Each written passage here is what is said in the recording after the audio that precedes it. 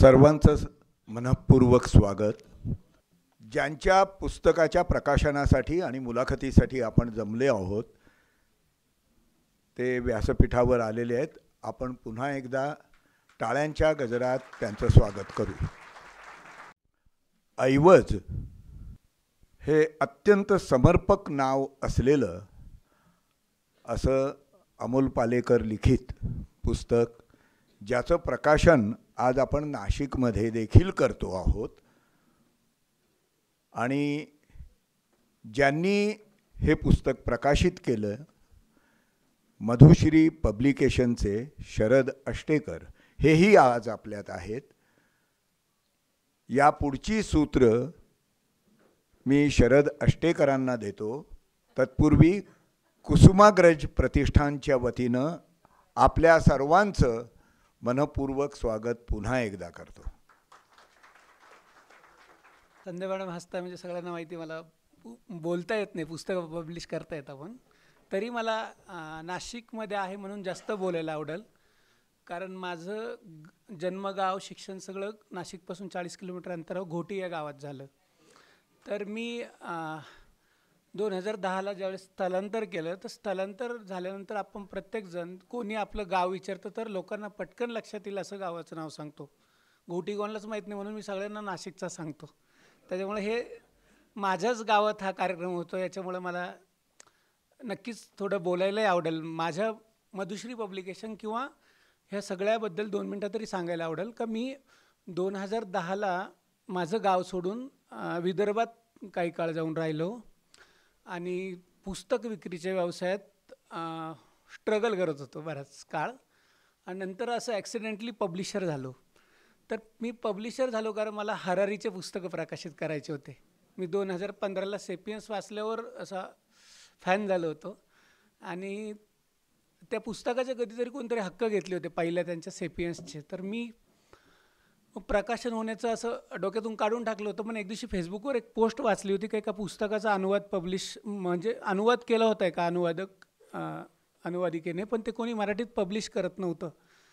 तर मी ते वाचून मला असं वाटलं का मी पब्लिशरच म्हणजे मी आता हे सुरू करण्यासाठी एक चांगली संधी आहे. तर मी मुग्धा कर्णिक यांनी अनुवाद केलेलं आय एम अ ट्रोल नावाचं पुस्तक पहिल्यांदा पब्लिश केलं. हे चंद्रपूरमध्ये एका पत्रिकाचं टाईपसेट करणाऱ्या माणसाने त्याचा लेआउट लावला आणि ते आम्ही असं तिथं लोकल ठिकाणी पब्लिश केलं आणि मी पब्लिशर झालो. आणि मी चंद्रपूरमध्ये राहायचो आणि ते पुस्तक पायरेटेड होऊन सगळीकडे फिरत होतं आणि त्याचं प्रकाशक कोण हेच कोणाला माहिती नसायचं. तर मी असा नाशिक जिल्ह्यातला पोरगा एक तिकडे जाऊन पब्लिशर झालो होतो. आणि मग मी त्यामुळे पण अजून एक चांगला हुरूप आला आणि मी परत धाडसाने हरारीलाच विचारलं का तुमचं पुस्तक आम्ही पब्लिश करू का. तर त्यांनी आम्हाला त्यांच्या पुढच्या सगळ्या पुस्तकांचे तिथून पुढे हक्क दिले. म्हणजे आम्ही मागच्याच आठवड्यात त्यांचं नेक्सस पण मराठीत काढलं. पण तिथून हरारी आल्यानंतर मग त्यानंतर मी तुम्हाला सांगतो कारण मी काय केलं, हे घोटीतला मुलगा इथला नाशिकचा प्रकाशक आहे आणि हे माझं म्हणजे तुमच्याच गावचं प्रकाशन आहे. तर याने काय केलं, तर मी फिजिक्समध्ये नोबेल प्राईज मिळाला रिचर्ड फाइनमन, गॉड डिल्युजनसारखं लिहिणारा Richard Dawkins, guns germs and still लिहिणारा जराड डायमंड, नोबेल मिळवणारे इकॉनॉमिक्समध्ये नोबेल मिळवणारे अभिजित बॅनर्जी आणि एस्थर डफलो यांचं पुस्तक पब्लिश केलं. किंवा आपल्या RBIचे एक्स गव्हर्नर रघुराम राजन, रवीश कुमार, शशी थरूर, देवदत्त पटनायक, अब्दुल कलाम, अरुंधती रॉय असे भारतीय लोक. किंवा जगभरातले डॅनियल काहनेमन ज्यांना इकॉनॉमिक्ससाठी नोबेल मिळालं. मी आत्ता म्हणजे इथं बाहेर कोणीतरी लायब्ररीतून ते पुस्तक असं काखेत धरून होतं, थिंकिंग फास्ट अँड स्लो. ते बघून मला स्वतःचाच थोडा अभिमान वाटला. आणि अजून जास्त अभिमान वाटण्याची गोष्ट का संध्या मॅडम आणि सरांनी माझ्यावर विश्वास ठेवला आणि हे पुस्तक मधुश्रीला दिलं. याच्यासाठी मी त्यांचा खूप आभारी आहे. म्हणजे हे मला ओळखत नसं रुंदा मॅडम, पण मी यांचे लेखन वाचता वाचता मोठा झालो. ह्यापूर्वी म्हणजे तरुण आणि मैत्र ह्या पुरवण्यांमध्ये लिहायचं मला आठवतं आहे. आणि माझी आई इथं आहे का मी त्या पुरवण्या गोळा करायचो आणि 2010ला घरातून त्या पिशव्या घेऊन निघालो होतो. तर ती मला म्हटली होती का परत चाललाय तर ही रद्दी घेऊन नको येऊ घरात. मी गाव म्हणजे त्या दिवसानंतर परतलोच नाही घरी. तर आता इतक्या काळानंतर हे सगळं परत इथं आले तर माझ्यासाठी एक कनेक्टिंग द डॉट्स सारखा प्रकार झाला हा. तर इथून पुढचं रुद्ना मॅडम बोलतील. थँक्यू. आम्हाला ऐकताना देखील प्रचंड आनंद झाला. मी आमचे विश्वस्त प्रकाश होळकर यांना विनंती करतो, आमचे गोटीचे, हे आमचे लासलगावचे आहेत कवी, तर यांना आपल्याकडून एक पुस्तक देऊन त्यांचं स्वागत करावं.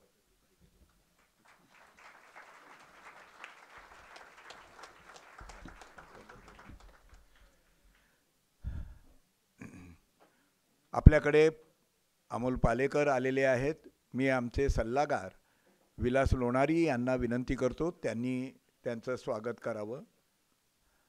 तुम्ही या ना.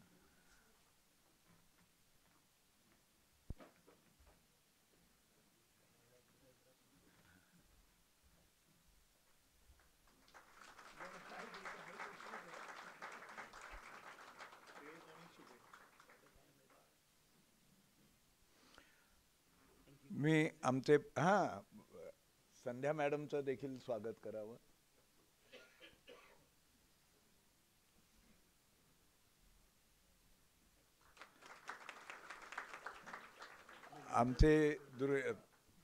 आमचे आणखी एक विश्वस्त प्राध्यापकच आहेत, दिलीप धोंडगे यांना विनंती, त्यांनी प्राध्यापक वृंदा भार्गवे यांचं स्वागत करावं. आणि यानंतर सर्व सूत्र वृंदा भार्गवे यांच्या हाती.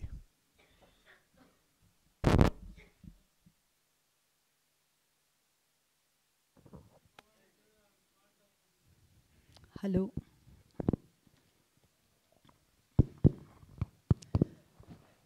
नमस्कार. प्रथमतः शरद अष्टेकर, तुमचं मी अभिनंदन करते, पण मी जो प्रश्न विचारणार होते त्याचं उत्तर तुम्ही देऊन टाकलं. म्हणजे मधुश्री प्रकाशनच का, हा माझा प्रश्न होता आणि या प्रश्नाचं उत्तर तुम्ही देऊन टाकलं. याबद्दल तुमचे अभिनंदन, आभार, सगळं काही. आणि नाशिककर श्रोत्यांच्या वतीने, कुसुमाग्रज प्रतिष्ठानच्या वतीने आपण पुन्हा एकदा आज ज्यांच्या आत्मकथनाच्या प्रकाशनासाठी इथे आलेलो आहोत ते अमोल पालेकर आणि संध्या गोखले यांचं मनापासून पुन्हा एकदा स्वागत करूया.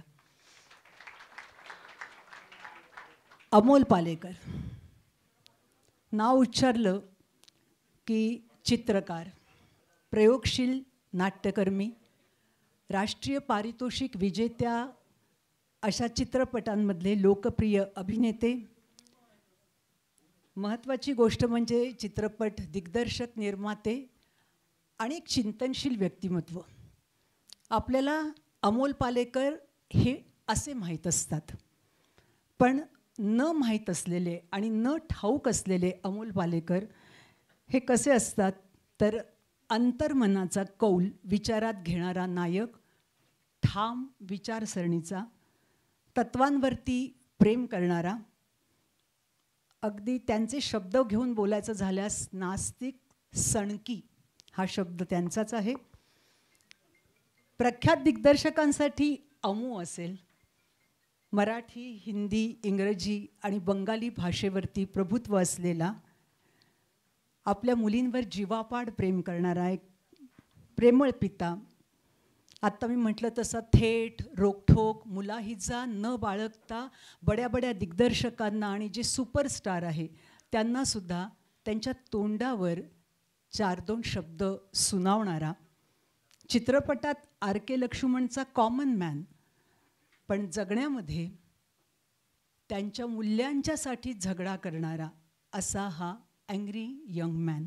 हे सगळं तुम्हाला ज्या आत्मकथनात दिसेल त्या आत्मकथनाचं नावच आहे ऐवज एक स्मृतिबंध. अनेकांनी हे पुस्तक आत्ता आत्मकथन बाहेर पाहिलं असेल. सर्वात पहिल्यांदा याचं निर्मिती मूल्य, याची एकूण सजावट, संस्करण याबद्दल आपण बोलणारच आहोत. पण हे पाहिल्या क्षणी या आत्मकथनाच्या प्रेमात पडावं असं वाटतं.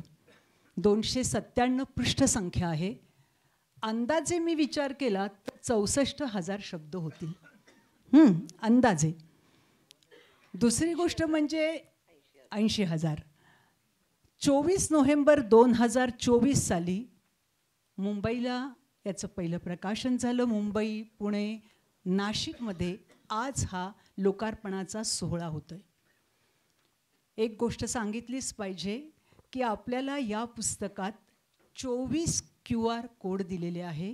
त्याच्यासह हा किती मौलिक ठेवा आहे हे बघा. मला तरी हे पुस्तक मी वाचलं, थोडं उशिरा आलं माझ्याकडे, परंतु हे पुस्तक जेव्हा मी वाचलं त्यावेळेला तुमच्यामुळे तर त्यावेळेला मराठी नाट्यक्षेत्र, सिनेमा आणि जे सामाजिक असं अवधान आहे याचा एक मौलिक ऐवज आपल्या हातात पडला हे लगेच लक्षात आलं. आज 42 दिवस झाले हे पुस्तक येऊन आणि याची पहिली ज्याला आवृत्ती म्हणतो ती 18 दिवसात संपली. आणि सांगायची गोष्ट अशी, ती आवृत्ती 500 पुस्तकांची, 500 प्रतींची नव्हती, 3000 प्रतींची पहिली आवृत्ती 18 दिवसात संपली. आणि आता अर्थातच गोड तक्रार असते की आमच्यापर्यंत हे पुस्तक पोचलंच नाही. पण ऐवजची ही उत्कृष्ट असं निर्मिती मूल्य असलेलं जे पुस्तक आपण आज पाहतो आहोत, त्याच दिवशी ऐवज इंग्रजीतून देखील प्रकाशित झालं, व्ह्यू फाइंडर, आणि दुसरीकडे ऐवज एक स्मृतिबंध. या दोहोंचंही संपादकीय संस्करण ज्यांनी केलेलं आहे त्या आहेत संध्या गोखले. अमोल पालेकर यांची त्या पत्नी हीच त्यांची ओळख अजिबात नाही. तर त्या न्यूयॉर्कमध्ये वकिली करत होत्या, नंतर त्या भारतात आल्या आणि त्यांच्याबद्दल सांगायचं झालं तर लेखिका आहेत, आर्ट डायरेक्टर आहे, कॉस्च्युम डिझायनर आहे, निर्माता आणि दिग्दर्शक आहेत. तर संध्या गोखलेंच्याकडे पाहिल्या आपल्याला एक जाणवलं असेल की त्या नक्की पुण्याच्याच दिसतात.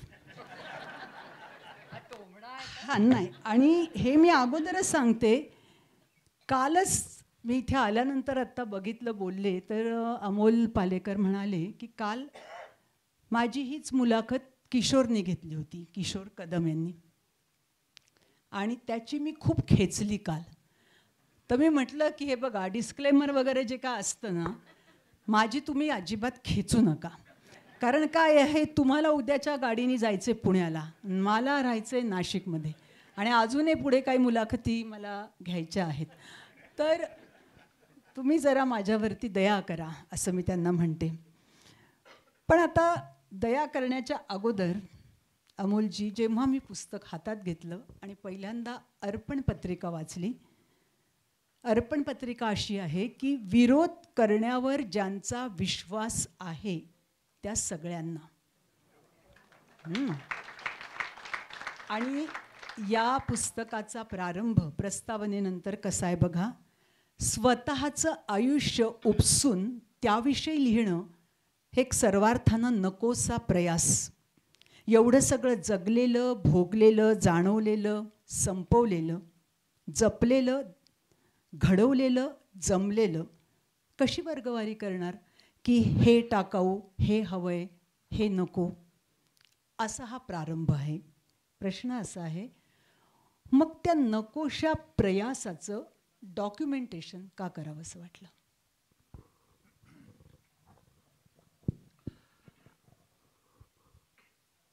खरं तर गेल्या जवळजवळ 10-1 वर्ष मला सगळे देशभरातले प्रकाशक मागे लागले होते की तुम्ही तुमचे अनुभव लिहा, मग पाहिजे तर आम्ही शब्दांकन करतो पासून सगळं जे नेहमी होतं ते.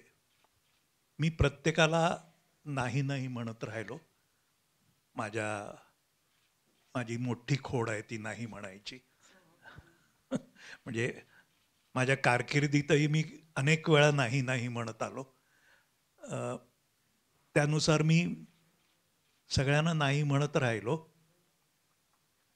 त्याच्यानंतर जेव्हा कोविडचा काळ आला, कोविडच्या काळामध्ये एक आयता असा अवकाश सापडला, वेळ सापडला. तर ज्या वेळेला मी बसून लिहायला सुरुवात केली, म्हणजे खऱ्या अर्थाने जुन्या काळातला असल्यामुळे मी अजूनही हाताने कागदावर लिहितो. कॉम्प्युटर किंवा हे असले सगळे प्रकार मला माझ्यापासून दूरच असतात. तर मी लिहायला सुरुवात केली आणि जवळजवळ एक 450-450 पानं असतील मी लिहून काढली. आणि ती लिहून काढल्यानंतर मी नेहमीप्रमाणे संध्याच्या हवाली केली आणि म्हटलं, बघ तुला कसं वाटतंय ते. मगाशी तुम्ही बोलताना म्हणालात त्याप्रमाणे माझी पत्नी ही खरं म्हणजे तिची सर्वात कमी ओळख म्हणजे करून देण्यासाठी, म्हणजे लीस्ट ऑफ हर क्वालिफिकेशन असं मी नेहमी म्हणतो. पण ती जे जे काही आहे त्याच्यातला एक खूप महत्वाचा पैलू तो असा आहे की ती माझ्याकडे आणि स्वतःकडे खूप चिकित्सकपणे, खूप दूरस्थपणे बघू शकते. आणि हे दूरस्थपणे बघणं मला खूप लोभवून टाकतं आणि आवश्यकही वाटतं. आपण केलेल्या कामाच्या, शक्यतो आपण प्रेमात पडायचं नाही अशा निर्धाराने आपण काम करत असतो, पण तरी सुद्धा ते काम खरोखर काय दर्जाचं आहे हे कळण्यासाठी मला संध्याकडून एक पावती मिळणं हे नेहमीच महत्त्वाचं वाटलंय आमच्या सगळ्या वाटचालीत. तर त्यानुसार मी ते तिच्या हवाली केलं. आणि त्याच्यानंतर हे जे आज तुमच्यासमोर रूप दिसतंय ते रूप, रंग, आकार,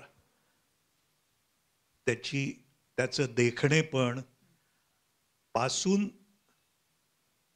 मी हे बोललेलं तिला आवडत नाही पण तरी त्याच्यातून जर काही सुवास आला तर तो तिचाच आहे. आणि हे सगळं तिने त्याच असोशीनी केलं ज्या असोशीनी ती इतर कामं करत असते. म्हणजे मला एक छोटंसं पटकन, संध्याचा एक विलक्षण गुण असा आहे की कुठचीही गोष्ट ती अत्यंत असोशीनी मनापासून करते. पुस्तकाविषयी आहे ना चर्चा. आता काय तुम्ही दोघही जण पुण्याचे आणि मी नाशिकचे. नाही, हे सुरुवातीलाच सांगणं मला अशासाठी आवश्यक वाटलं की संध्याचा यामध्ये रोल काय, किंवा इथे बसली फक्त माझी पत्नी म्हणून असं नसून त्याच्या पलीकडे ही सगळी जी काही वाटचाल आहे ती खऱ्या अर्थाने आमच्या दोघांच्या वाटचालीचा क्लायमॅक्स आहे असं मी म्हणेन. म्हणजे आपण अर्पण पत्रिकेकडे पण परत येऊ की विरोध करण्यावर ज्यांचा विश्वास आहे त्या सगळ्यांना हा भाग लिहिण्याचं काय कारण आहे?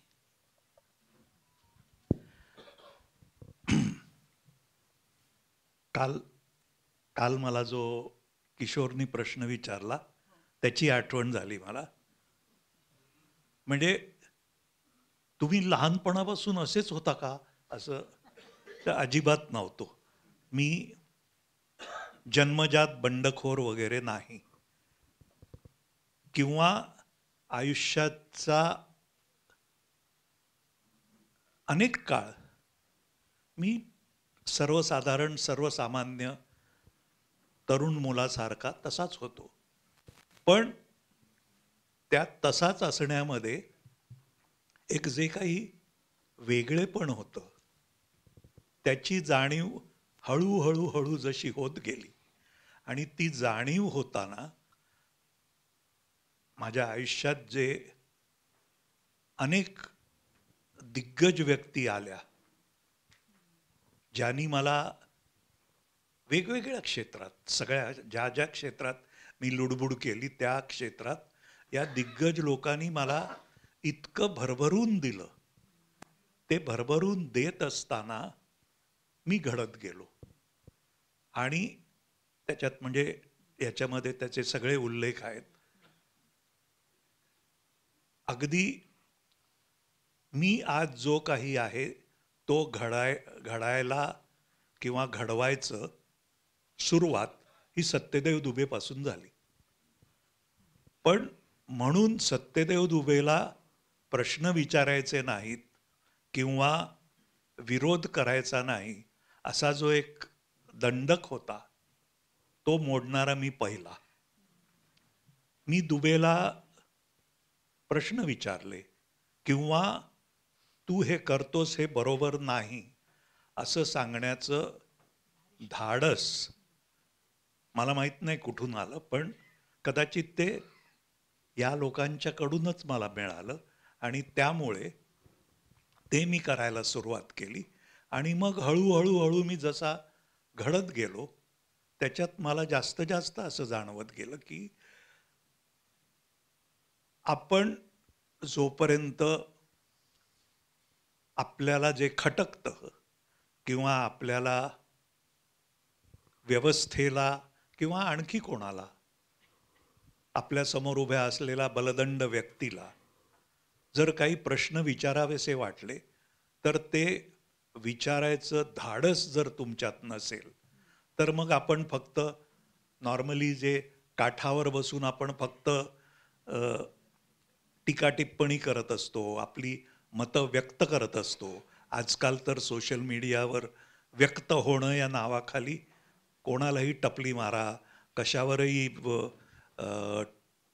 टीका करा, हे सगळं इतकं समोर उभं राहून हे तू जे करतोयस हे मला या कारणासाठी खटकतं हे म्हणण्याचं धाडस आपल्यात असलं पाहिजे याची जाणीव मला हळूहळू होत गेली आणि त्याचा परिपाक म्हणजे ते. संध्याताई आत्ता तुमच्याबद्दल बोलले, बरेच बोलले, पण मला तुम्हाला प्रश्न जरा वेगळा विचारायचा आहे की 297 पृष्ठसंख्या आहे याची. खरं तर पुस्तक 1000 पानांचे मी तर म्हणेन, कारण एवढे संदर्भ आहे त्याच्यात की हे पुस्तक असं जो तुम्हाला म्हणेन कोणी की अरे वाचलं सगळं, तर अजिबात विश्वास ठेवू नका, कारण हे पुस्तक मला वाचायलाच एवढे दिवस लागलेले आहेत. त्यामुळे ही जवळपास 1000 पृष्ठ असतील असं आपण म्हणूया. तर संध्याताई तुम्ही जेव्हा या पुस्तकाचं संस्करण, संपादकीय संस्कार त्याच्यावर केले, ते त्याच्यामध्ये माडगुळकरांचं, त्याच्यानंतर विजय तेंडुलकरांच्या हस्तलिखित आहे, त्याच्यात त्यांची हाताने लिहिलेली पत्र आहेत, जसं आत्ता अमोलजी म्हणाले, गौरी देशपांडे पण. दुसरं म्हणजे काही कविता संग्रहाचे मुखपृष्ठ आहेत आणि तिसरं म्हणजे हाताने काढलेले काही फिल्म्सचे, चित्रपटांची पोस्टर्स पण आहे. हे सगळं तुम्ही जपून ठेवलं होतं का, हा एक प्रश्न. आणि त्याला जोडीला जसं आत्ता अमोलजी म्हणाले, तर आत्तापर्यंतचं आपल्या पतीने लिहिलेलं आत्मचरित्राचं संस्करण हे तुम्ही करतायत ते म्हणाले, पण तरी मला एक सांगा, तटस्थ राहून तुम्ही हे सगळं केलं आहे? कारण याच्यामध्ये खूप वेळेला तुम्हा सगळ्यांनी जर याच्यापैकी कोणी वाचलं असेल नसेल तर मी सांगते की इतकं खरंखुरं हे पुस्तक आहे. प्रत्येकाची नावं घेऊन आत्ताच्या भाषेत बोलायचं झालं तर त्याची उतरवलेली आहे, काढलेली आहे, कुठलाही मुलाहिजा बाळगला नाही आहे. मग ते नाना पाटेकर असो, विजय तेंडुलकर असो, चिंतन खानोलकर असो, म्हणजे साहित्यिक कोणी असो, दिग्दर्शक कोणतेही असो, कोणाही बद्दल बोलताना इथं अपपरभाव वगैरे घेतलेला नाही. म्हणून ते बोल्ड आहे असंही मी म्हणणार नाही. ते जसं आहे तसंच आहे. तर तुम्ही स्वतः याचं हे करताना संस्करण खरोखर तटस्थ राहिलात का आणि ते जमलं कसं तुम्हाला? उतरवलेली आहे असं नाही मला वाटत. कारण प्रत्येक शब्दात त्या माणसाविषयीचा आदर अतिशय ओतप्रोत भरून वाहतं, काही जणांबाबतीत प्रेमही. पण तो असाच आहे. म्हणजे त्याला जे वाटतं ते विवेकनिष्ठ आणि अशा पद्धतीनेच तो सतत, आणि इथले अनेक लोक त्याला ओळखतात. म्हणजे हे काही नवीन त्या लोकांना सुद्धा नाही. पहिल्या प्रश्नाकडे यायचं तर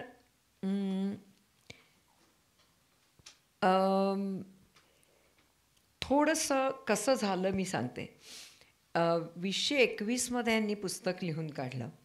एक 3-4 महिने रोज लिहायचा. त्याच्या लिखाणाचं स्केच इथे आहे. म्हणजे या पुस्तकाच्या पहिल्या प्रकरणाचं पहिलं पान जे आहे, अक्षरशः तो तसाच दिसायचा. आमच्या गॅलरीमध्ये तो पाठ करून लिहित असायचा. आणि तिथून त्यांनी मला पुस्तक दिल्यानंतर जवळजवळ 2.5-3 वर्ष मी वाचलं नाही. वाचायला म्हणजे मला आता खेद वाटतो मी नाही वाचलं असं, परंतु माझा असा हट्ट होता की बायकोनी ह्याचं काही करू नये. हा कोणीतरी तिसऱ्या माणसानी इंडिपेंडंटली ते करावं. अमोल ठाम होता की केलं तर तूच करायचं. पण मी म्हटलं की तू प्रयत्न कर, किंवा त्यांनी प्रयत्नही केले. 2-3 लोकांना, काहींनी स्वतःचं ॲनालिसिस त्यांनी जे लिहिलं होतं त्याचं केलं, काहींनी त्याचे शब्द नावारता शब्दांकन केलं. म्हणजे तो त्या छोट्या काही एक 4-5 पानांचं त्यांनी जे केलं ते त्याला आवडलं नाही, आणि मग ते तसंच बसून राहिलं होतं. आम्ही मागच्या वर्षी 12 डिसेंबरला स्वित्झर्लंडला जायला निघालो आमच्या मुलीकडे.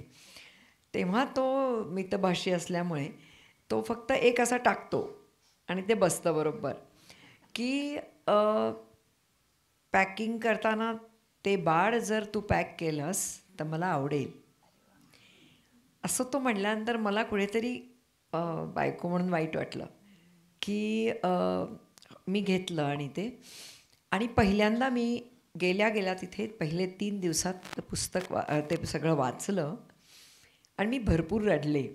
मी काही फार भावनिक नाही, पण रडले मी. मला असं वाटलं की आय वॉज अनफेअर टू हिम. आणि हे जर झालं नसतं, कारण हा हट्टी आहे, तू नाही केलंस तर ते पडून राहील असं त्यांनी व्यवस्थित सांगितलेलं होतं. हे नसतं झालं तर एक म्हणजे वाचलेल्यांना कळेल की हा एक it's a slice of culture, एक 5-6 पिढ्यांचा. तर मी झपाटून त्याला मी म्हटलं की येस मी करते. 7 जानेवारी ते 25 मे ह्या कालखंडात लिटरली मी काहीही न करता फक्त अहोरात्र हेच करत होते, आणि माझा पहिला खरडा झाला. त्याच्यामध्ये त्याची वैयक्तिक बलस्थानं आणि थोडीशी माझा कल ह्याच्यात फरक आहे. तो सगळे तपशील नीट लिहितो, त्याला फार आठवतात, अत्यंत ग्रेट मेमरी आहे त्याची. त्या उलट मला असे तपशील, साडी काय नेसली होती, कोण आलं होतं, असं मला नाही आठवत. तेव्हा काय घडलं ते मी ॲब्सॉर्ब करते. सो त्याच्या एका वेगळ्या पद्धतीने आम्ही कॉम्प्लिमेंटरी आहोत. त्यामुळे याची मांडणी कशी करायची, म्हणजे त्यांनी ते सगळं असं लिहिलेले. बरं, हे मी निवडावं ते निवडावं असं संपादक म्हणून सुद्धा मला करण्याचा मॉरल अधिकार नाही असं मला वाटतं, कारण हे त्याचं आयुष्य आहे. आणि कुठलीही गोष्ट म्हणजे जी टाळली ती सुद्धा तितकीच मोलाची आहे खरं तर. मग एक सोपा हे केलं की एक ज्याला आपण स्ट्रीम ऑफ कॉन्शियसनेस म्हणतो, ते जे पहिलं प्रिफेस आहे त्याच्यामध्ये मी माझी भूमिका नक्की केली आहे की कशा पद्धतीने हा प्रवास झाला. आणि ती भूमिका एकदा नक्की बघितल्यानंतर मग कळेल की मी असं म्हटलं की आपण AIला द्यावं, हे त्याला फीड केलं सपोज, आणि पहिले 100 हिमनगासारखे त्यांनी पहिले 100 जे काही नग जमिनीला टेकतील ते आपण इथे घ्यावे. सो इतक्या रँडमली ते करावं असं मला वाटलं आणि म्हणून लिनियारिटी न ठेवता, म्हणजे एकरेषीय सोमवार मंगळवार बुधवार गुरुवार असं न ठेवता बॅक अँड फोर्थ, ज्याला आपण फिल्म मेकिंगमध्ये वेगवेगळ्या पद्धतीने फास्ट फॉरवर्ड रिव्हर्स असा तो प्रवास सगळा करायचा एकदा ठरला. माझी भूमिका त्याला खूप आवडली आणि मग मी काम सुरू केलं. आणि एक फक्त मी त्याच्यात मला त्याला अट घातली होती की त्यांनी जिथे जिथे माझा मुलींचा किंवा चित्राचा उल्लेख केला आहे त्याला मी हात नाही लावणार. ते तुझेच शब्द तुझ्याच पद्धतीने आणि तसेच आले पाहिजेत. हे तुला मान्य असेल तर आपण पुढे जाऊयात. आणि सो त्या पद्धतीने आम्ही केलं आणि संभाव झालं बरं. म्हणजे आणि त्याचे फोटो तुमच्याकडे होते. तर सगळ्यात मोठी अडचण मला असं वाटत होती की एक तरी फोटो असणार आहे का आपल्याकडे, कारण या माणसांनी एकही फोटो कधीही साठवलेला नाही. कुठलाही, नाटकाचे तर नाहीच, सिनेमाचेही नाहीत. म्हणजे याच्या मैत्रिणी त्याला पाठवतात असे फोटो की अरे हा फिल्मफेअरच्या वेळचा वगैरे, पण मग त्याची क्वालिटी चांगली नसायची वगैरे. मी लिटरली कुणाकडनं पैसे देऊन विकत घेऊन फोटो घेतले आणि त्याला फारच अडचणी आल्या.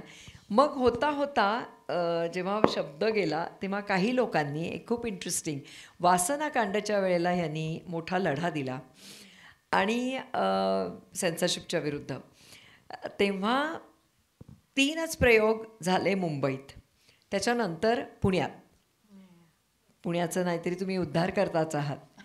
तर पुण्यात जो झाला तर तो शो होता 70 मिनिटाचा. तुम्ही पुस्तकात हे छान खूप गोड पद्धतीने मांडलं आहे त्यांनी. 70 मिनिटाचा होता. प्रयोग झाल्यानंतर प्रेक्षक कुठेच ना. प्रेक्षक म्हणले की असं कसं, नाटक कसं संपलं, नाटक 3 तासाचं असतं, आम्ही पैसे दिलेत ते 3 तासासाठी झालेत, तर आम्ही नाही जाणार. सो त्यांनी घेरावच घातला आणि मग पालेकर म्हणले थांबा मला प्रेक्षकांशी बोलू दे. म्हणून ते आले आणि ते म्हणले की पण माझ्या दृष्टीने माझी सगळी नाटकं अशीच असतात, तर तुम्ही जाहिरातीत का नाही लिहिलं की हे 70 मिनिटाचं आहे, मग आम्ही नसतो आलो कदाचित, मग आमचे पैसे परत करा वगैरे. असं करून जवळजवळ 3-1 तास ती लढाई चालली होती. पोलीस केस झाली वगैरे वगैरे. मग पालेकर ते म्हणले की आता 3 तासाचा तमाशा झालेलाच आहे, तर तुमचे पैसे वसूल झाले, तर तुम्ही जाऊ शकता. तर हे सगळं सुधीर गाडगिळनी तेव्हा एक लेख लिहिलेला आहे, तोच्या तो मी तिथे घेतलेला आहे. सो एका वेगळ्या पद्धतीने पुस्तक हे केवळ त्याचे शब्द असं नाही आहे, त्याच्यामध्ये वेगवेगळ्या गोष्टी. म्हणजे उदाहरणार्थ त्यांनी 3 पुस्तकं खानोलकरांची, 3 कविता संग्रहांमध्ये त्याचे 2 दिग्गज सर आणि त्यांनी स्वतःनी असे 3घांनी कव्हर पेज केलेलं आहे. ते 3ही मी लावलेत तिथे. आणि त्याचं ॲब्स्ट्रॅक्शनचं जे वेड आहे ते पूर्वीपासूनचं आहे. आणि that you can see a person evolve. म्हणजे तुम्ही जेव्हा एकदा माणूस बघता जो 80 वर्षाचा आहे आज इथे, त्याच्या मागे एक परंपरा असते आणि त्याचे डॉट्स जेस्टार्ट रीतीने आपण जोडत गेलो तर आपण ह्या माणसापर्यंत येऊन पोचतो. आणि तसं काहीसं थोडंसं करायचा प्रयत्न केला आहे. तो प्रयत्न इतका सुंदर झालेला आहे की फेकलेल्या थोटकांच्या अस्ताव्यस्त पसाऱ्यापासून हे आपल्या प्रस्तावनेच्या शीर्षकाच्या पहिल्या प्रकरणाच्या पासूनचे 5 प्रकरणं जी आहेत ती अल्ट्रामरीन ब्लूपर्यंतची, थेंबापर्यंत असं त्याचं नाव आहे. पण हे पुस्तक तुम्ही वाचायलाच पाहिजे. जेव्हा संध्याताई बोलत होत्या तेव्हा त्यांच्याकडे कौतुकाने पाहणारे अमोलजी मला दिसत होते. पण आता त्यांचं कौतुक हे आपण सांगायला पाहिजे, कारण तुम्ही बघा इथे जमलेले जेवढे जण आहात त्याच्यापैकी काहींना तो अमोल पालेकर आठवतो. आता मी तो म्हणणार कारण तो आठवतो मला. म्हणजे जेव्हा अमिताभ हा सुपरस्टार होता, म्हणजे 73-74चा काळ आपण बघूया, जंजीर आला होता त्यावेळेला, आणि अमिताभचा म्हणजे अमिताभ हा सुपरस्टार आणि दुसरीकडे ऋषिदा किंवा म्हणजे बासुदा आणि ऋषिकेश मुखर्जी वगैरेंनी अमोल पालेकरला एका भाबड्या सामान्य माणसाच्या भूमिकेत सुद्धा सक्सेसफुल केलं. त्याचा फायदा पालेकरांमधल्या अभिनेत्याला फार झाला आणि एक पॅरलल समांतर हिरो जो आहे तो उभा राहिला.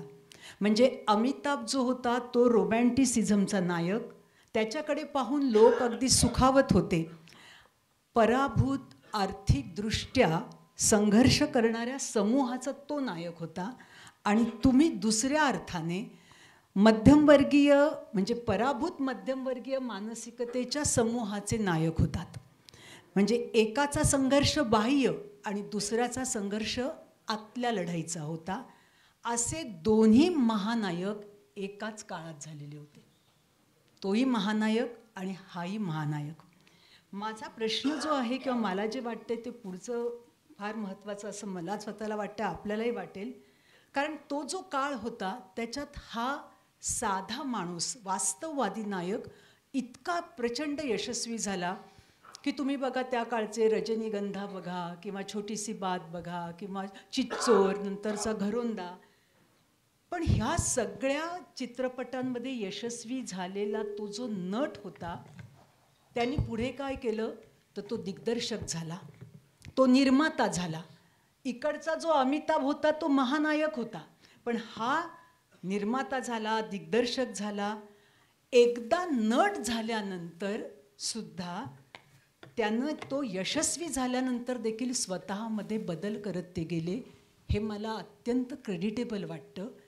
आणि त्यामुळे एक महानायक आजही राहिला आहे आणि दुसरा मात्र निर्माता दिग्दर्शक झाला. हे सगळं झालं कसं ते सांगा.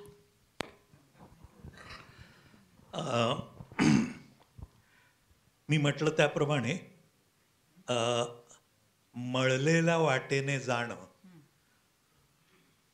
मला फारसं भावत नाही. याची जाणीव मला स्वतःलाच झाली. मी SSC झाल्यानंतर, त्या काळात SSC होतं, मॅट्रिक आलं नव्हतं तोपर्यंत. SSC झालो आणि चांगला फर्स्ट क्लासमध्ये चांगले मार्क्स मिळवून SSC उत्तीर्ण झालो. आमच्या काळात SSC झाल्यानंतर 3च ऑप्शन्स होते. पहिला ऑप्शन असायचा चांगला विद्यार्थी सायन्सकडे जायचा. मग सायन्स जर नसेल तर आर्ट्स, आणि दोन्हीकडे नसेल तर मग कॉमर्स. अशी त्यावेळची परिस्थिती होती. ती फार झपाट्याने बदलली आणि कॉमर्स खूप वर गेलं आणि आर्ट्स अगदी तळागाळाला जाऊन पोचलं. परंतु हे या 3पैकी काहीच न करता एकदम जे स्कूल ऑफ आर्टला जायचं, हा जो निर्णय मी घेतला आणि माझ्या आईवडिलांनी त्याला पाठिंबा दिला, इथे मला वाटतं की एक माझ्यामधली कुठेतरी आडवाटेने जाण्याची जी प्रवृत्ती आहे ती आपल्याला दिसून येते. म्हणजे तुम्ही म्हणालात तसं सिनेमात अभिनेता म्हणून काम करताना मी दिग्दर्शक झालो. त्याच्या आधी मधला एक टप्पा महत्त्वाचा आहे की अभिनेता म्हणून काम करताना माझी कारकिर्दीची सुरुवात अत्यंत यशस्वी पद्धतीने झाली. म्हणजे माझे पहिले 3 सिनेमा, रजनीगंधा, छोटीसी बात, चिच्चोर, हे तिन्ही सिनेमा सिल्वर ज्युबिली झाले.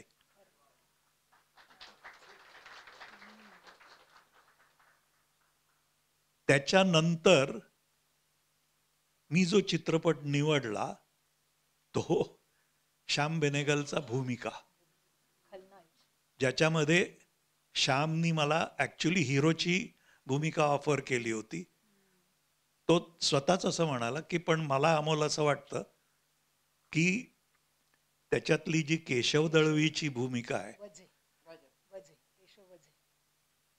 केशव दळवी, हो केशव दळवी, तर केशव दळवीची भूमिका आहे ती तू खूप चांगली करू शकशील. पण त्याच्या सगळ्या टीममध्ये त्या कल्पनेला प्रचंड विरोध होता, इन्क्लुडिंग दुबे त्याच्या टीममध्ये होता. आणि त्या सगळ्यांनी ते म्हणाले की हा हिरो आहे, तू त्याला विलन करायला. तर हे सगळं ऐकल्यानंतर मी श्यामला एवढंच म्हटलं की जर तू मला चॉईस देतच असशील तर मी फक्त केशव दळवी करीन. आता त्याच्यानंतर इंडस्ट्रीमध्ये प्रचंड खळबळ माजली. साहजिक होतं की म्हणजे काय वेडा झाला का काय, सक्सेसफुल हिरो आहे तर विलन करायची अवदसा कुठून आठवली असं अक्षरशः. पण आय वॉज व्हेरी क्लिअर की मला तो रोल करताना आणि ते पदर शोधताना मला जो आनंद मिळाला आणि आजही मला जो अभिमान वाटतो त्या भूमिकेबद्दल, त्याचं ते यश हे आपण कसं मोजणार. तर मी त्याप्रमाणे काम करत राहिलो. जेव्हा माझ्या हळूहळू लक्षात आलं की माझा कल जो आहे तो जास्त समांतर चळवळीतल्या सिनेमांकडे आहे. म्हणजे मी अगदी भरपूर ज्याला आपण मुख्यधारेचा सिनेमा म्हणू अशा सिनेमातही मी भरपूर कामं केली. म्हणजे त्या काळाला अनुसरून मल्टीस्टारर्समध्ये पण मी कामं केली. म्हणजे आचल हे मोठं उदाहरण की राजेश खन्ना, रेखा, राखी, प्रेम चोप्रा अशा सगळ्या सुपरस्टार्सच्या बरोबर मी होतो तिकडे. किंवा श्रीमान श्रीमती, त्याच्यामध्ये संजीव कुमार, राकेश रोशन, दीप्ती नवल, मी, सारिका, असं मल्टीस्टारर ह्याच्यातही मी काम केलं आणि भरपूर पैसे कमावले. पण माझा जीव तिकडे लागत नाही हे माझ्या लक्षात आलं. त्यामुळे मी असं ठरवलं की आपण मग आपल्याला हवा त्या सिनेमाला, त्या पद्धतीच्या सिनेमाला आपण प्रेफरन्स का देऊ नये. म्हणजे पुन्हा हे इंडस्ट्रीला मान्य न होणारं किंवा इंडस्ट्रीची जी गणितं आहेत त्याच्यामध्ये न बसणारं होतं. म्हणजे जे लोकांना आवडतं ते तुम्ही परत परत देत राहणं आणि तेच परत परत देत राहणं ही आणखी यशाकडे जाण्याची गुरुकिल्ली आहे.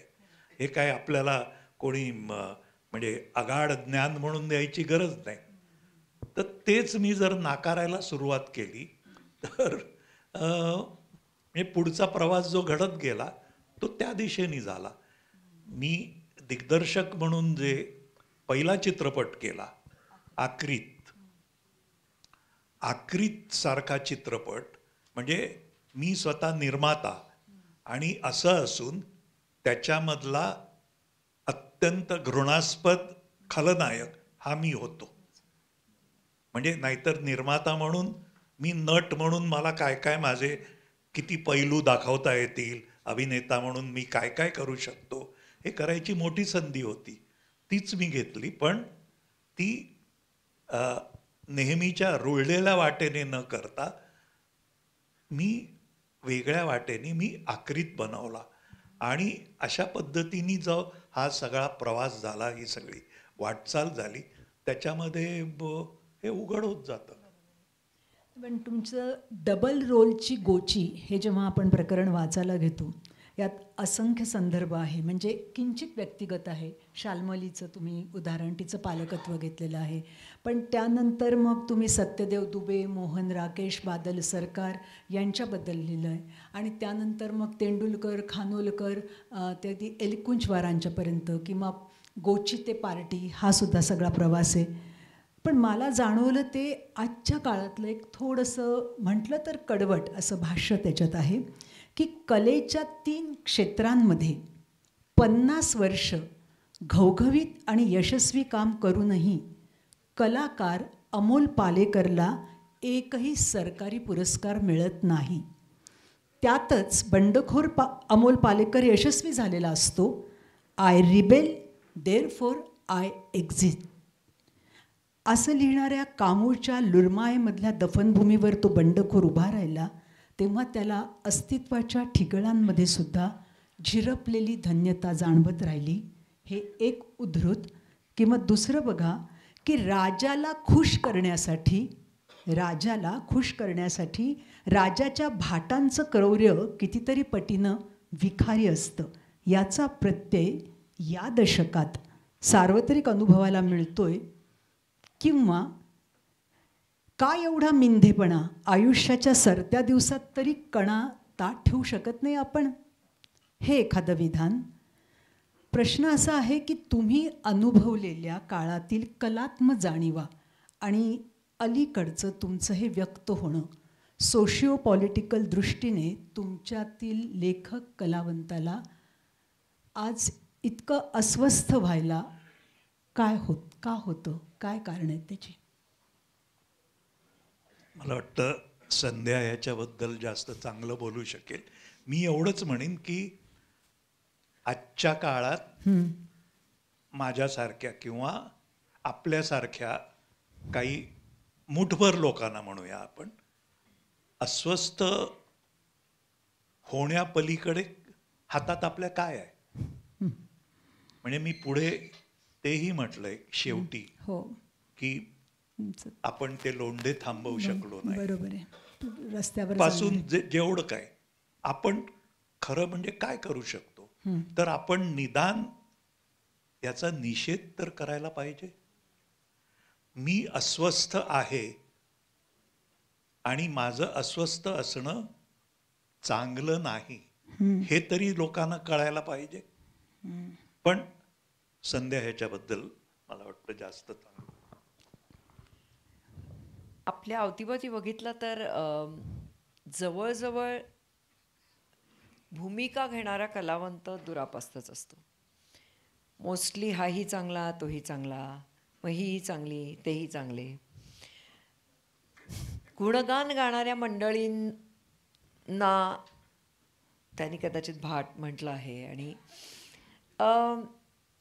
त्याचा स्वभावच नाही आहे, त्याचा पिंडच नाही आहे तसा. आणि त्यांनी अक्षरशः लहानपणापासून, म्हणजे लहान ॲक्च्युली म्हणणं बरोबर नाही, तरुणपणापासून ते त्याच्या पुस्तकातनं तुम्हाला दिसून येतं की त्याचे जे काही निर्णय होते, म्हणजे आईला विरोध करून पहिलं लग्न त्यांनी जे केलं, तिथपासून जो त्याचा सुरू झाला लढा, तो व्यक्तिगत, खाजगी, सामाजिक, राजकीय, अनेक राजकीय त्यांनी उदाहरणं दिलेली आहेत. म्हणजे बाळासाहेब ठाकरे असो, नंतर इंदिरा गांधी असतील, राजीव गांधी, प्रत्येक पार्टीनी त्यांना आत्तापर्यंत विचारलेलं आहे की आमच्या तिकिटावरती तुम्ही उभे राहा. आणि हा माणूस शक्यच नाही म्हणजे उभं राहणं. कोणी एक पण मत नसतंच मिळालं त्याला, पण तरीसुद्धा. पण अशा पद्धतीने एक स्वतःच्या मूल्यांसाठी एकटेपण भोगलेला हा माणूस आहे. कारण अशी माणसं असतात, म्हणजे सरत्या वयात तर तुम्ही बघाल आजूबाजूला तर पदराखाली घेऊन इंटेलेक्च्युअली किंवा अनुभवांच्या पातळीवरती तुम्ही बघाल की अनेक कलाकार तरुण मंडळींना कन्वटीशी बांधून त्यांचं छान चालू असतं. अहोरूपम अहोध्वनी हेही चालू असतं. या कशातच माणूस हा बसत नाही, हा एकटं राहणं प्रिफर करतो. आणि विद्रोह हा मोठा शब्द आहे, परंतु dissenting attitude is his existence. Okay. आणि तो म्हणजे अगदी कुणालाही त्यांनी याच्यात लिहिलं नाही आहे म्हणून, पण मनमोहन सिंगनी त्याला सेन्सरशिप चा चेअरमन व्हाल का असं म्हणल्यानंतर, आणि मनमोहन सिंगांच्याबद्दल अतीव आदर आणि असं होतात, आणि काँग्रेसकडनं विचारलं होतं, तरी या व्यक्तीने एक 7 पानी पत्र त्यांना लिहून पाठवलं. माझी ही भूमिका आहे, आणि ह्या माझ्या भूमिकेमध्ये जर तुम्ही ढवळाढवळ करणार नसाल तर मी हे पद घेईन, नाहीतर मला ते तुम्ही नेमाल आणि दुसऱ्या दिवशी मला राजीनामा द्यायला लागेल. So he has been like this. आणि ते असं अभिनिवेश या पातळीवर नसतं, ते तसाच आहे, आणि ते पुस्तकातही तसंच आलं आहे. म्हणजे या प्रश्नाचं उत्तर वकील असलेल्या संध्याताईंना का सांगितलं असेल हे पण आपल्याला कळलंच असेल. हो, कारण मी सेन्सरशिपचे त्याचे लढे सगळे त्यांचे लढे तो येणारच आहे, प्रश्न आपल्याकडे येणारच आहे. पण अमोलजी, तुम्ही प्रवाहाविरुद्ध जाण्याची किंमतही मोजली. म्हणजे हाच प्रश्न पुढे येणार आहे की गिधाडे, अवध्य, सखाराम बाइंडर असेल किंवा वासनाकांड असेल, घाशीराम कोतवाल, आणि नंतरचा थांग हा जो चित्रपट, तर सेन्सॉरशिपच्या आत्ता संदर्भात संध्याताईंनी सांगितलं. मला असं म्हणायचं आहे की आणीबाणीमध्ये पण संघर्ष केलाच तुम्ही, आणि आजही तुम्ही संघर्ष करतायत. आज जरा अधिक दहशत आहे का? त्यावेळची इंदिरा गांधींनी लादलेली आणीबाणी होती, ती घोषित आणीबाणी होती.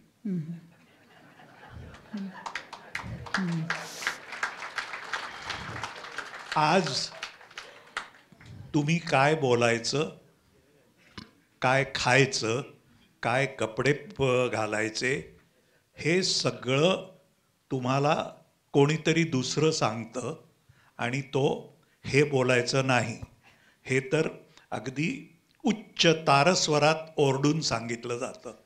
किंवा जर काही प्रश्न उपस्थित केला तर लगेच तुमच्यावर देशद्रोही असा ठप्पा लावला जातो. इतकं साधं आजचं दृश्य आहे. आणि ह्याच्याबद्दल काय आपण कोणी, म्हणजे तुम्ही जी रिॲक्शन दिली घोषित आणीबाणी याच्यात सगळं आलं.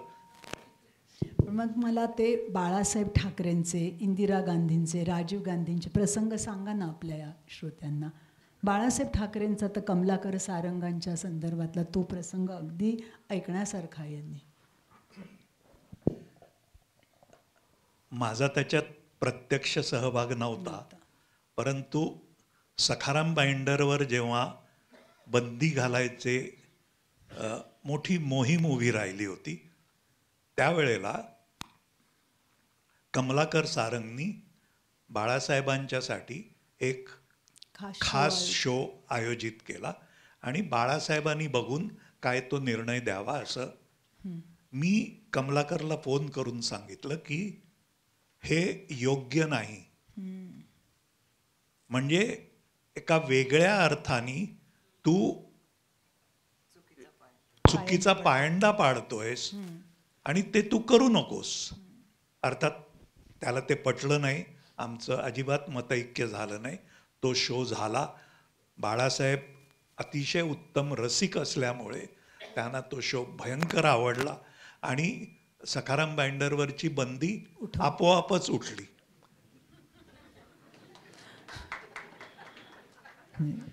म्हणजे बघा हा माणूस कसा आहे की त्यांनीच एक वाक्य लिहिलेलं आहे की स्वतःच्या प्रामाणिक हेतूंवर लक्ष ठेवून स्वतःची तत्वे जपत टिकून राहत मी 5 दशकं मोजली.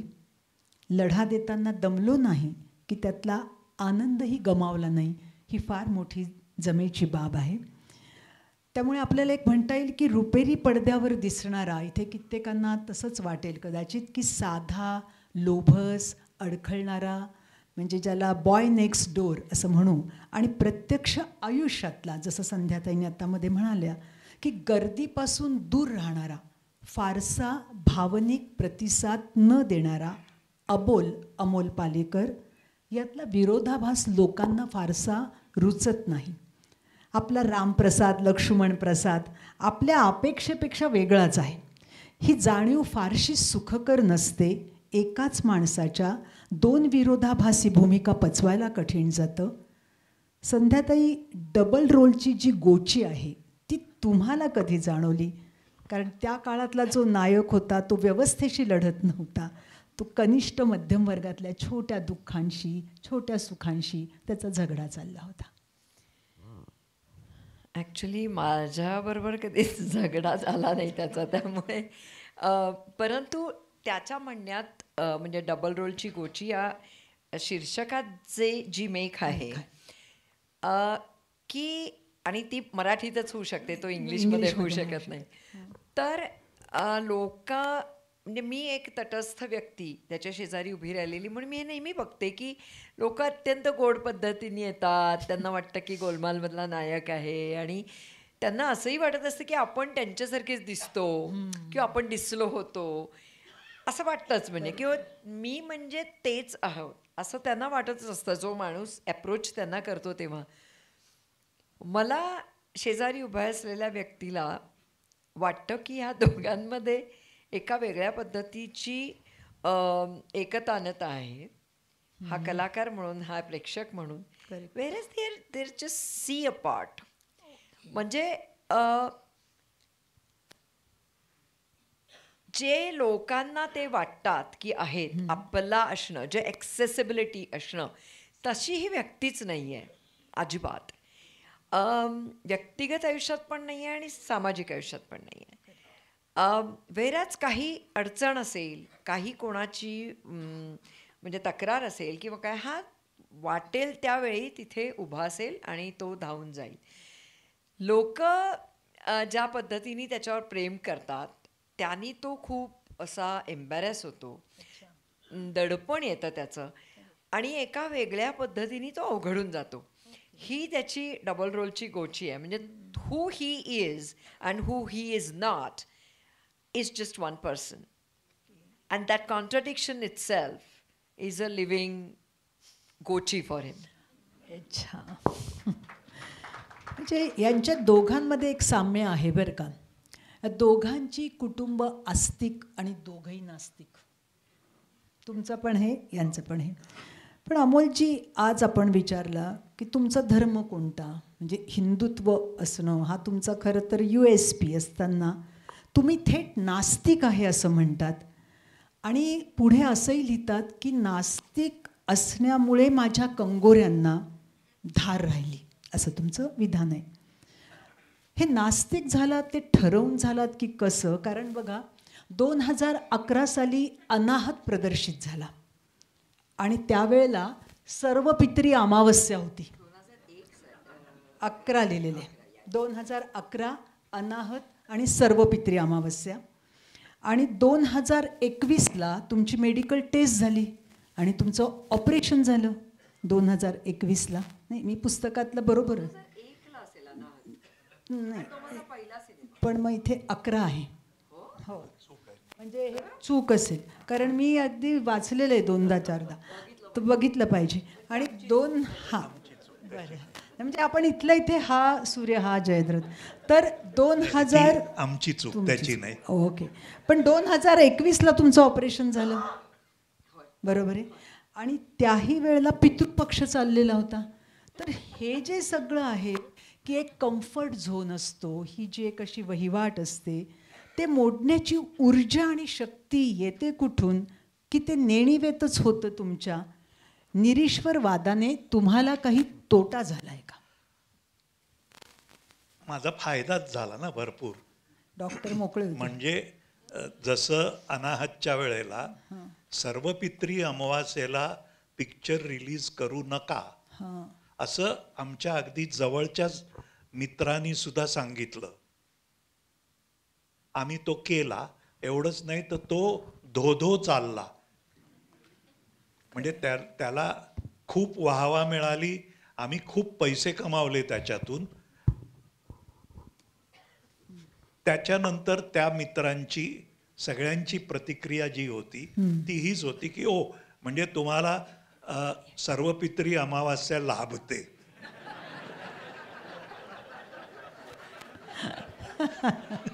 किंवा किंवा माझं जेव्हा ऑपरेशन करायचं ठरलं, मुंबईहून स्पेशालिस्ट डॉक्टर आले होते आणि त्यांनी म्हटलं की ताबडतोब ऑपरेशन करायची गरज आहे, तर आपण कधी करूया. तर ते म्हणाले की तुम्हाला कधी. मी म्हटलं नाही, तुम्ही एवढे बिझी, तुमची अपॉइंटमेंट मिळायला महिने थांबायला लागतं. तर ते म्हणाले की नाही, पण आम्ही आत्ता मोकळेच आहोत पितृपक्ष असल्यामुळे. तर मी म्हटलं मग आपण उद्याच करूया. म्हणजे माझा फायदाच झाला, माझा कुठे नास्तिक असल्यामुळे तोटा झाला नाही. हा, हे तितकंच खरं की नास्तिक असणं, मी पुस्तकात जे म्हटलंय ते, नास्तिक असणं हे आणि ते निभावणं सोपं नाही. सोपं नाही आहे. करेक्ट. आम्ही प्लॅन करून बिलकुलच, आम्हाला खरंच माहीत नव्हतं की पितृपक्ष आहे आणि सर्वपित्री अमावस्या आहे. मग तेव्हा स्वच्छ अर्थव्यवहार होता त्याच्यात, कारण मराठी सिनेमांना सिनेमागृह उपलब्ध होत नाहीत. आम्ही अनाहत ज्या पद्धतीने आणि ज्या दृश्यात्मकतेने बनवला, हम्पीमध्ये शूटिंग आहे, तर आम्ही असं ठरवलं होतं की ते फक्त म्हणजे जे सिंगल स्क्रीन्स असतात तिथे लावायचं नाही, फक्त मल्टिप्लेक्समध्ये लावायचं, जे खूप नवीन होतं तेव्हा 2003 साली, आणि फक्त तिथेच लावायचा. आणि दुसरा एक प्रयोग आम्ही केला, त्याचा जो गाभा होता किंवा त्याची जी थीम होती ती खूप युनिव्हर्सल होती. त्याच्यामध्ये अनेक स्त्रीवादी आणि स्त्री लैंगिकतेविषयी प्रश्न उभे केले होते. तर ते लोकांपर्यंत, ते काय फक्त मराठी माणसांचा सिनेमा नव्हता, तर आपण इंग्लिश सबटायटल्स सहित आपण रिलीज करावं. हे दोन्ही प्रयोग आम्ही तेव्हा केले.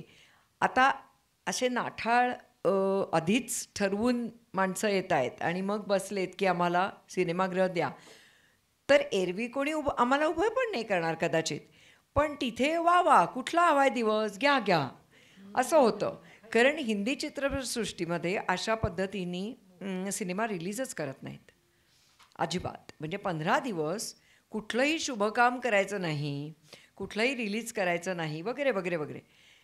तर आम्हाला हे सगळं मोकळं रान मिळाल्यानंतर आम्ही ते भक्ष्य केलंच म्हणजे.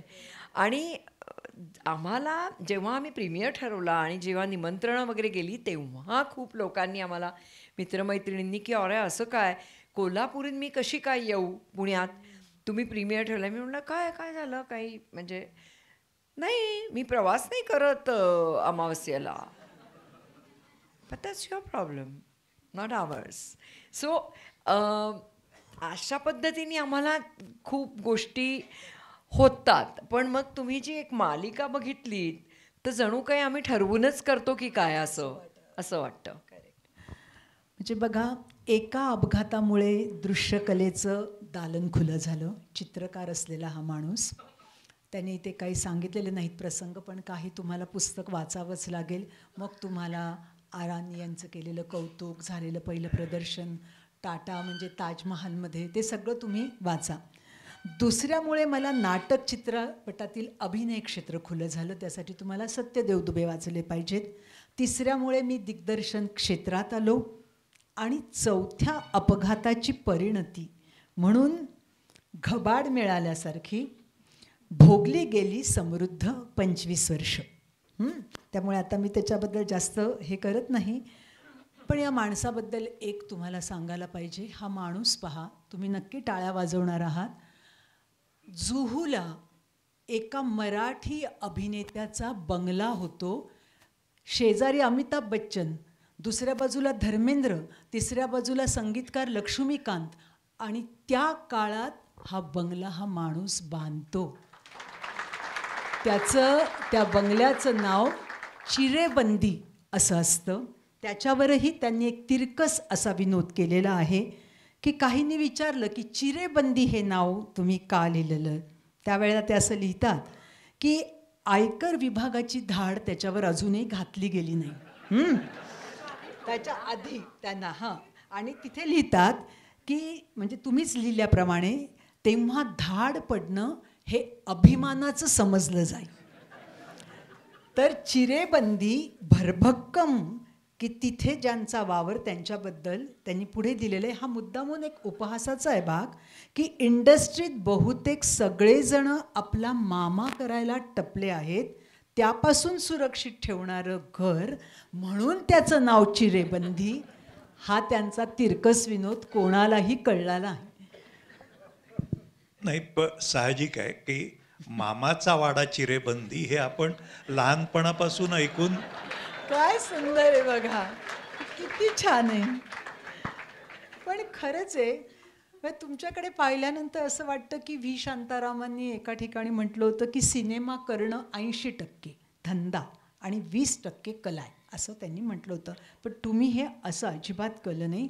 ही महागडी कला उभं करणं ही सातत्याने तुम्ही प्रक्रिया करत आलेला आहात. म्हणजे घडवून आणणं अत्यंत अवघड. कारण मला नेहमी वाटतं हे सत्यदेव दुबेंचं जसं नाव घेतात त्याची आत्तापर्यंत काही मुलाखतींमध्ये अनेकींनी सांगितलं की मी तर काय सत्यदेव दुबेंच्याकडे शिकलेले, आणि ते असं कानाला वगैरे हात लावून तेव्हा मलाही वाटायचं वगैरे. पण असे ते शेकडो लोकांच्या आयुष्यात आले. पण मुळात त्यावेळेस जी नाटकं तुम्ही उभी केली, दिग्दर्शित केली, एक फिल्म मेकर झाला, एकीकडे हा माणूस सुपरस्टार होता. म्हणजे ॲक्टिंग हा ट्रॅप असतो, म्हणजे ती प्रसिद्धी, ते ग्लॅमर वेगळं असतं, आणि तुम्ही तर हिरो होतात. म्हणजे कॅरेक्टर आर्टिस्ट पण नव्हते हे. तर क्रिएटिव्ह असणं आणि उद्योजकता हे कॉम्बिनेशन तुमच्यात आलं आहे कसं? मला तरी खूप अप्रूप वाटतं. आता हे संध्या सांगेल असं नका म्हणून. पण कसं आलं? कारण त्या अगोदर तुमच्याकडे एक टीम होती, त्याच्यात चित्राताई होत्या, दिलीप कुलकर्णी होते, त्याच्यानंतर मंगेश कुलकर्णी होते, देबू देवधर होते, आणि अजून एक नीना कुलकर्णी पण होत्या. अशी एक टीम त्या काळातली होती. पण संध्या पर्व सुरू झालं, टीम बदलली आणि ती एकटीच राहिली. बरोबर. हां. सगळ्यात पहिलं महत्त्वाचं असं की माझी जी वाटचाल झाली किंवा माझी ग्रोथ झाली हे म्हणतो, ते जर आपण बघितलं तर ती सगळी समांतर रंगभूमीवर. म्हणजे माझ्याबद्दल तेव्हाही जो आक्षेप घेतला गेला होता की अमोल सिनेमात गेला आणि म्हणून त्यांनी रंगभूमीकडे पाठ फिरवली, असं एक सर्रास बोललं जायचं. जर ऐतिहासिकदृष्ट्या बघितलं, तारखा साधं असं बघितलं, तर माझा रंगभूमीवरचा सगळ्यात जास्त क्रिएटिव्ह काळ हा मी सुपरस्टार असतानाचा होता. म्हणजे एका बाजूला गोलमाल आणि या पद्धतीचं यश असताना मी नाटकं करत होतो. गोची, चल रे भोपळ्या टुणूक टुणूक, राशोमान, अशी नाटकं मी करत होतो. याच्यामध्ये माझा ठाम विचार होता आणि मला जे करायचंय तेच करू शकण्याचा आनंद मला या यशामुळे मिळत होता. तर तो मी का घेऊ नये, असं साधं हे होतं. याच्या पलीकडे जाऊन आणखी एक महत्त्वाची गोष्ट मला सांगावीशी वाटते, ती अशी की ह्या सगळ्या प्रवासात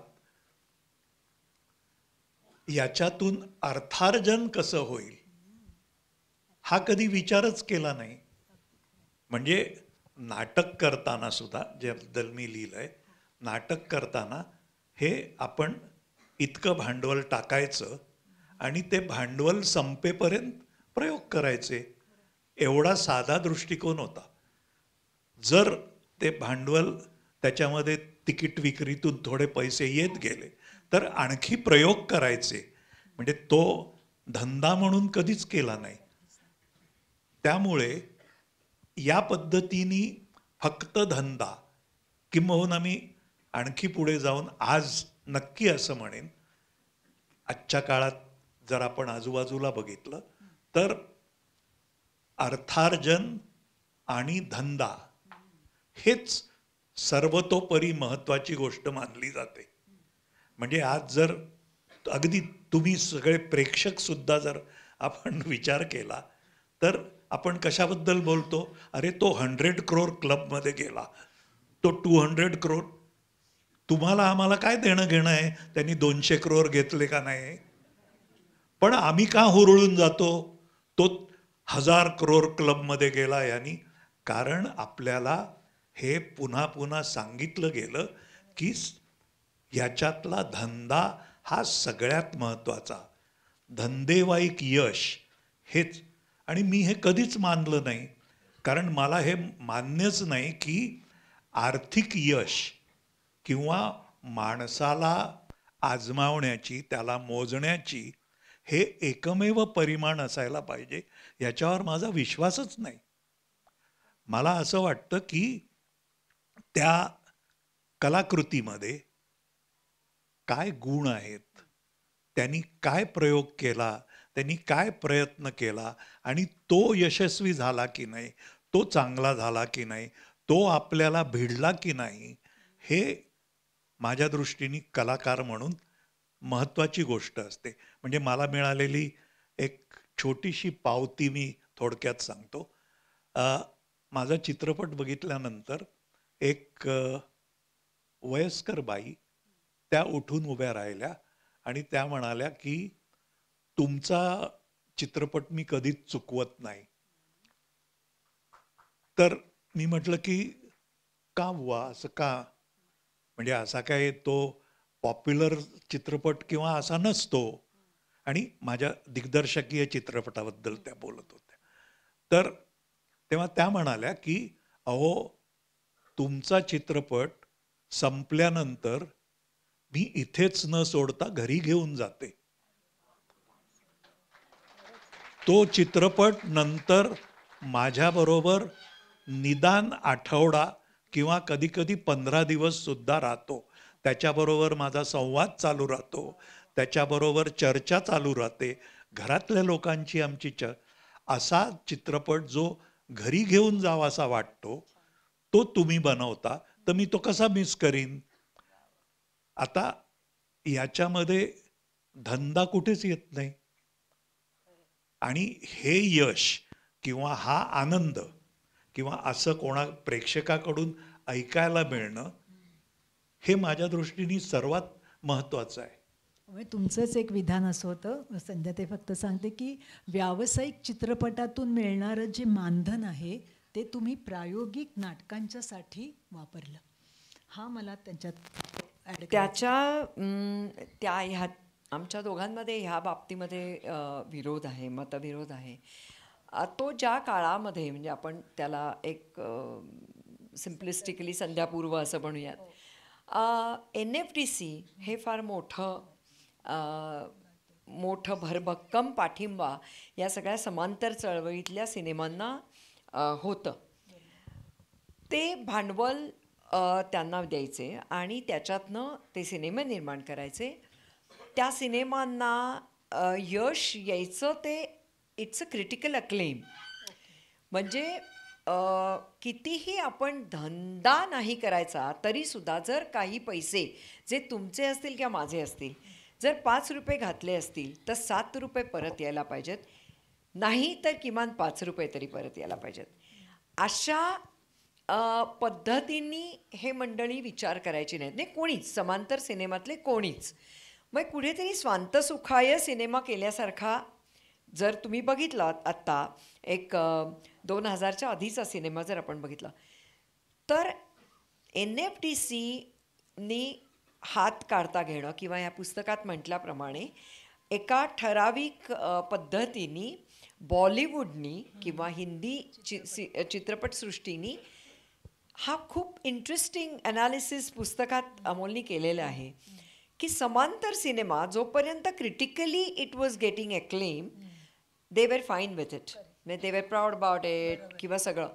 पण जेव्हा मिडल ऑफ द रोड सिनेमांनी व्यवसाय करायला सुरुवात केली, जेव्हा त्यातनं पैसे उभे व्हायला लागले, तेव्हा हिंदी चित्रपटसृष्टीने, आणि त्यांनी उदाहरणं दिलेली आहेत त्याच्यामध्ये आणि सालं दिलेली आहेत, असा विशेष प्रयत्नपूर्वक मग त्यांनी कोण सिप्पी आला NFDCचा आहे रमेश सिप्पी. हां, रमेश सिप्पी आला, मग हेमा मालिनी आली किंवा त्यामुळे ॲप्रोच बदलला. त्यामुळे समांतर सिनेमाला मदत थांबली आणि एक व्हॉइड झाला होता. ही 2000ची गोष्ट सांगते मी वकील, मला यातलं म्हणजे आय वॉज फिल्म बफ, म्हणजे इंटरनॅशनल सिनेमा मी बघितलेला अमेरिकेत सुद्धा. त्याच्यावरती मला काहीही सिनेमा करण्यामध्ये काही इंटरेस्ट कधीच नव्हता. आम्ही जेव्हा दोघं एकत्र आलो आणि जेव्हा आयुष्याची सुरुवात केली ती शून्यातनं सुरुवात केली, तुम्ही वाचाल त्याच्यात, तेव्हा माझ्या असं लक्षात आलं की हा माणूस एकटा पडलाय आणि नवीन काही सुरुवात झाली. कारण लोक बसलेली असतातच की वेदर ही इज फेलिंग, कुठेतरी छिद्रान्वेषी वृत्ती असतेच. या सगळ्या गोष्टींमुळे मी एका वेगळ्या पद्धतीने त्याला साथ द्यायची ठरवली. मी जरी फिल्ममेकर नव्हते तरीसुद्धा मला त्यांनी उद्युक्त केलं की तू अनाहत लिही. मी लिहायचे बऱ्यापैकी, पण अनाहत ही माझी पहिली लिहिलेली पटकथा आणि तेव्हा माझा रोल त्यापुरताच होता. जेव्हा मी फिल्म मेकिंग प्रोसेस बघितली, म्हणजे एक उदाहरण तुम्हाला देते की आम्ही सपोज 3 दिवस लागोपाठ दृश्य कॅप्चर केली, शूट केली आणि त्याचे निगेटिव्हचे डबे बंद खोलीत ठेवलेले असायचे. मग कुठल्या तरी युनिटमधल्या विश्वासू माणसाकडे ते पोचवायची व्यवस्था. आणि पोचवायची कुठे, म्हणजे आम्ही जर कर्नाटकात शूट करत होतो तर ॲडलॅब्समध्ये गोरेगावला जाऊन त्या माणसानी ते डबे द्यायचे. आता ह्याच्यामध्ये केवढी रिस्क आहे. उद्या त्याला अपघात झाला तर, उद्या ते एक्सपोज झाले ते निगेटिव्स, उद्या ते गहाळ झाले तर हे कसं तुम्ही रिक्रिएट करणार आहात? कोण पैसे देणार आहे तुम्हाला? डेट्सची जुळवाजुळव लोकांच्या म्हणजे कलाकारांच्या, म्हणजे इतके छोटे छोटे प्रश्न होते. पण ते मी खूप अस्वस्थ झाले होते की अशा एका कुठल्या तरी रोमॅन्टिसाइज्ड पद्धतीने सिनेमा करताय तुम्ही, परंतु वास्तव दाहक आहे त्याचं, कारण त्याच्यात आम्ही पैसे घातले होते. हा माझा अमोलबरोबरचा फार मोठा वादाचा मुद्दा होता की आपण आपली कलाकृती करताना आपले पैसे घालून करण्याची तयारी असली पाहिजे. म्हणजे if we have faith in that, नाहीतर दुसऱ्याच्या पैशावरती आपण उड्या नाही मारल्या पाहिजेत. आम्ही अनाहत तसा केला बाय द वे, आणि आम्ही तिप्पट पैसे त्याच्यातनं मिळवले, हे मुद्दा वेगळा. परंतु ही मानसिकता वेगळी होती फिल्म मेकर म्हणून. माझ्या येण्यामुळे ह्या सगळ्या गोष्टींना प्रोटेक्ट करत, म्हणजे मी इन्शुरन्स काढला. Anahat is the first film, Marathi film insured केलेली, फर्स्ट इंडियन फिल्म. या इन्शुअर केलेली. मी इन्शुरन्स कंपनीला त्यातल्या खाचाखोचा समजावून त्यातला सगळ्या प्रत्येक युनिटमधल्या माणसाला आम्ही इन्शुअर केलेलं होतं. वर्षाचे त्याचे आम्ही लाईफ इन्शुरन्स काढायचो. म्हणजे अशा खूप वेगवेगळ्या पद्धतीने. मग काटेकोरपणे जर आपण 21 दिवसाचं असेल तर ते 21 दिवसातच झालं पाहिजे, असे वेगवेगळ्या पद्धतीने आम्ही. आणि मी त्याच्यात एक प्रोडक्शन करण्याची जबाबदारी माझ्यावरती आली, परिस्थितीने लादली गेली असं आपण म्हणूयात. Again I didn't want him to fail. त्याच्यामुळे त्याला जिथे जिथे गरज वाटली तिथे तिथे मला सपोर्ट द्यायला लागला आणि आमची टीम झाली. आणि आय एम सो ग्लॅड की आमची 5 मुलींची टीम होती आणि एक एक मुलगी, म्हणजे आमच्या फिल्म इंडस्ट्रीमध्ये लवाजमा घेऊन जायची. म्हणजे जितका मोठा लवाजमा तितके आपण ग्रेट डिरेक्टर. म्हणजे एकेका प्रोडक्शनसाठी जवळजवळ 8-8 माणसं असतात. एक नया पैसा देत नाहीत त्यांना. त्या उलट आम्ही कायम एक मुलगी, आमची एक असिस्टंट 3-3, 4-4 जबाबदाऱ्या घ्यायची आणि जबरी पैसे आम्ही त्यांना द्यायचो. आणि अशा पद्धतीने एका वेगळ्या पद्धतीने आम्ही एक मॉडेल निर्माण केलं आणि ते सक्सेसफुल झालं. कारण आम्ही दोघांनी मिळून, म्हणजे पूर्वी तो म्हणायचा विनोदानी की माझी एक सिनेमा म्हणजे पंचवार्षिक योजना असायची माझी. म्हणजे संध्यापूर्व काळात मी बाबा 7च सिनेमे केले, तर आम्ही दोघांनी मिळून प्रत्येक वर्षी एक सिनेमा केला. So it's a different model that we developed. आणि सिनेमा करताना अशा पद्धतीचा विचार करणं गरजेचं आहे, नाहीतर तुम्ही दुसऱ्या कुठल्या तरी माणसाला खड्ड्यात घालत असता. हे बरोबर नाही, मला हे पटत नाही. सिनेमा करायचा असेल तर त्याच्यातनं कशा पद्धतीने, आणि आता तर इतके मार्ग आहेत खरं तर. दुर्दैवाने हा एक पॉईंट आम्ही इथे मांडलेला पण आहे की OTT प्लॅटफॉर्म्स इतके आहेत तरीसुद्धा नॅशनल अवॉर्ड विनिंग फिल्म्ससुद्धा OTT विकत घेत नाही. आपण राजकारण्यांना मराठीविषयी फार उमाळे, मग वेगवेगळ्या पद्धतीने कसं काय कोणीही हा मुद्दा उचलून धरत नाही की तुम्ही का सिनेमे हे विकत घेत नाही, का तुम्ही ॲक्वायर करत नाही. तुम्ही एक बेसिक मिनिमम किंमत द्या त्याला, पण लोकांपर्यंत ते पोचवा. कोणीही ते करत नाही. म्हणून मी हा निर्णय घेतला as a protest against that kind of attitude of the OTT platforms की आपणच रिलीज करूयात फिल्म्स. आणि म्हणून तुम्ही आमच्याकडे जे राईट्स ज्या सिनेमांचे होते त्या सगळे सिनेमे इन्क्लुडिंग कुसूर हे नाटक आम्ही QR कोडतर्फे तुमच्यापर्यंत आणण्याचा प्रयत्न केला आहे. तुम्ही QR कोडनी स्कॅन करा तुमच्या मोबाईलमधनं, गुगल स्कॅन मोबाईलमध्ये बघा, किंवा तुमच्याकडे जर स्मार्ट TV असेल तर तुम्ही कास्ट करा, कारण हे सगळं कंटेंट आहे ते आम्ही 4K रेझोल्युशनचं आहे.